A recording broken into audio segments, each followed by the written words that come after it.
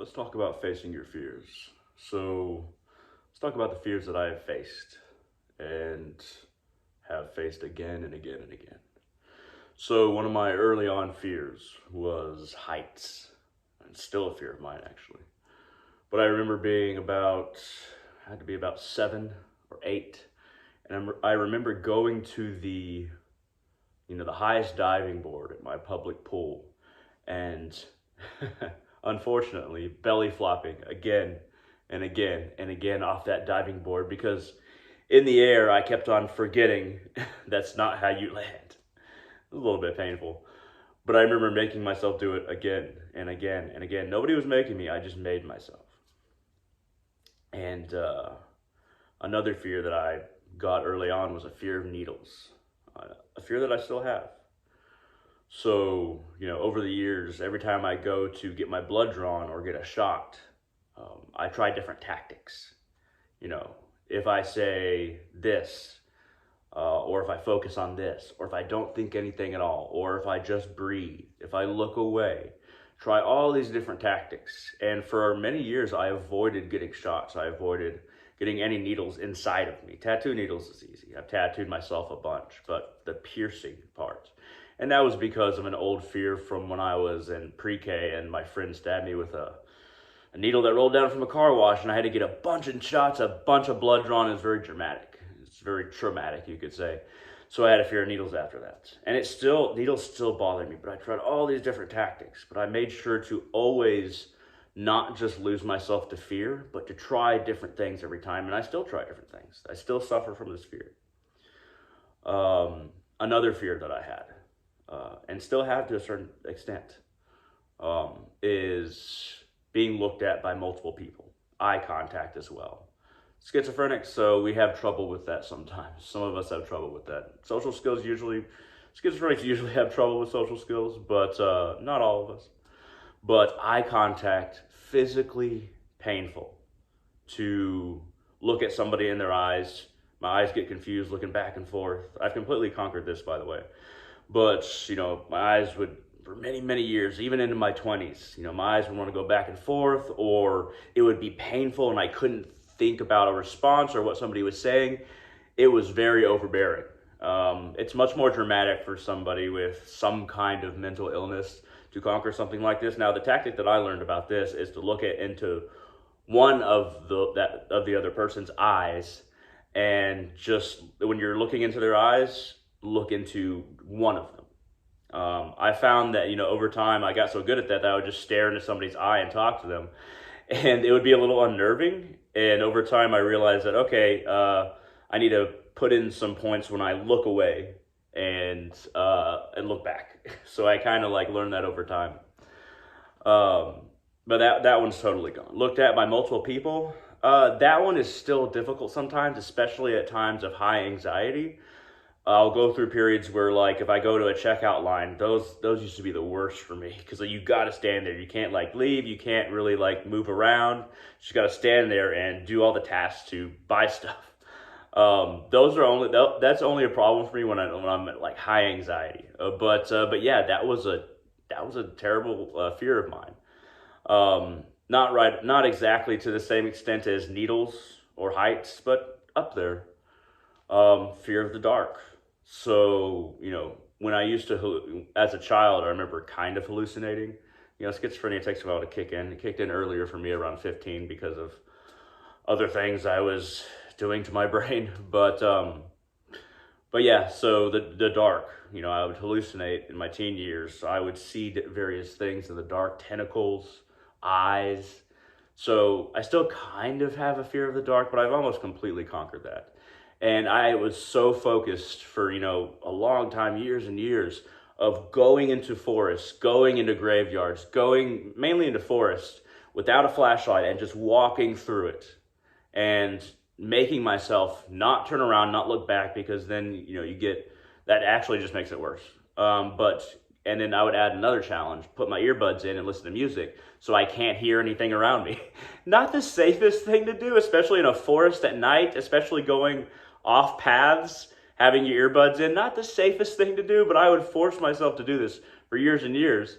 in order to conquer this fear of the dark, and I've almost completely conquered that fear.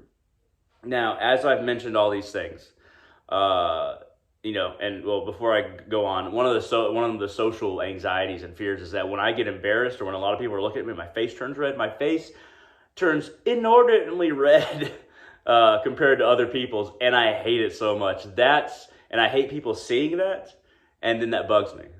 So I've tried different tactics to address that, and a lot of the time, if you just keep talking, and you don't stop talking weirdly, usually people won't mention it.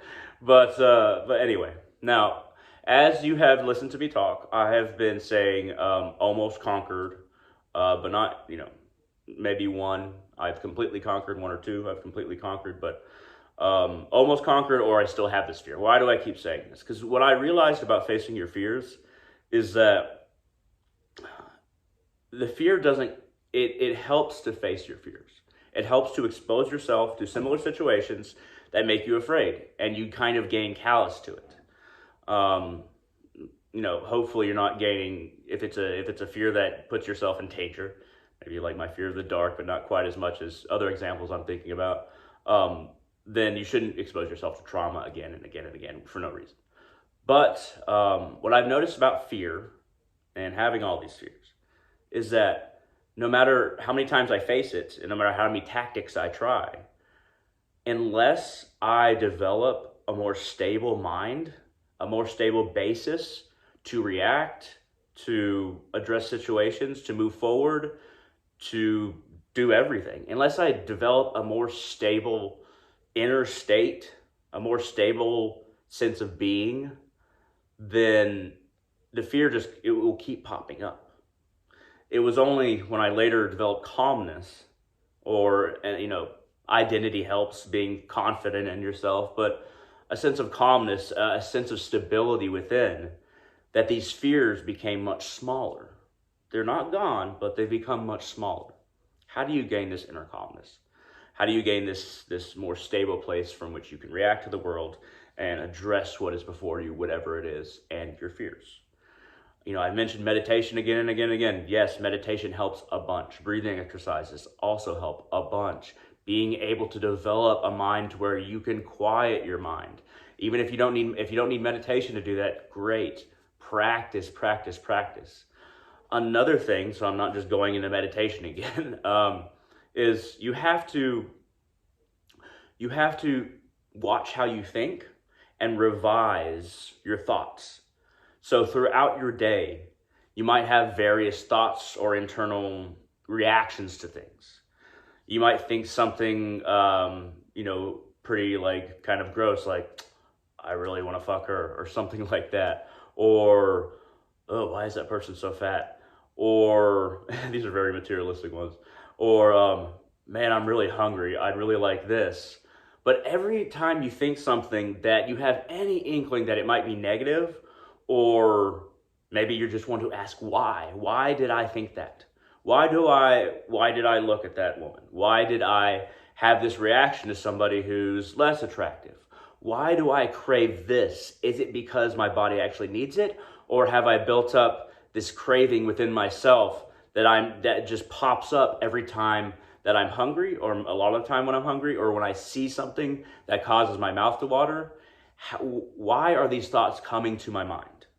Or perhaps, it might be a very depressed or pessimistic thought, like, oh, man, I'm never going to be able to do this, or I'm going to fail this again, or, man, what did they just say? Why can't I remember? But every time you're self-critical, reflect.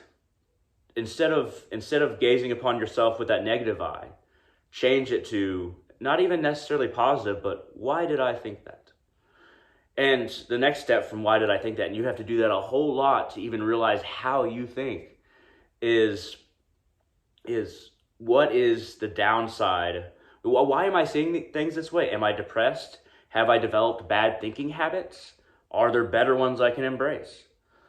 Or, perhaps I have this kind of lens on the way I'm viewing the situation, and perhaps this is just right now's lens. And maybe let me try to change that lens, or let me see what I think later.